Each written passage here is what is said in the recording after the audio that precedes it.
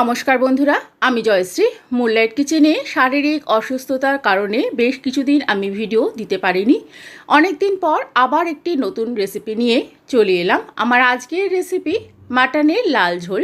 আসুন তাহলে দেখে নেওয়া যাক। নিয়েছি 500 গ্রাম পরিমাণে মাটনটা ধুয়ে পরিষ্কার করে নেওয়ার পর মিক্সি জারে একটি মশলা তৈরি করে নেব।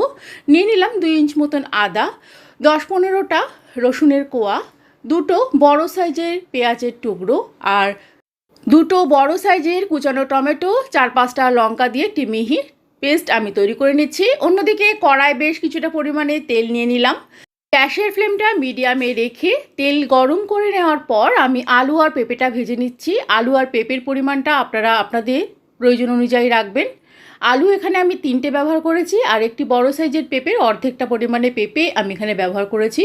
আলু পেঁপের টুকরোগুলো ভেজে নিয়ে একটি পাত্রে তুলে রাখলাম। ওই তেলের মধ্যেই ফোড়ন হিসাবে দিলাম দুটো তেজপাতা, সামান্য একটু জিরে ফোড়নটা একটু নেড়েচেড়ে বেটে রাখা মশলাটা দিয়ে দিলাম। মশলাটা এখন খুব ভালো করে কষিয়ে নিতে হবে। এখানে আমি আদা, রসুন, পেঁয়াজ, টমেটো আর কাঁচা লঙ্কার যে পেস্টটা তৈরি করে রেখেছিলাম সেই মশলাটাই এখানে ব্যবহার করলাম। মশলাটা বেশ কিছুক্ষণ ধরে কষিয়ে নেওয়ার পর মশলা থেকে তেল ছাড়তে শুরু করবে।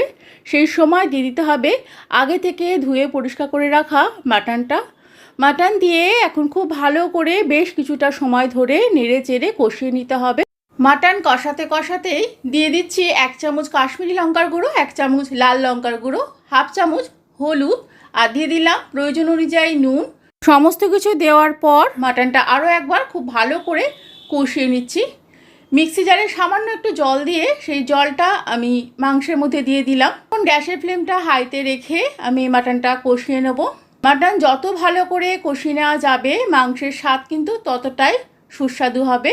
ঢাকা দিয়ে কিছুক্ষণ হতে দিলাম, তারপর ঢাকা খুলে আরও একবার ভালো করে মাটনটা আমি কষিয়ে নিচ্ছি।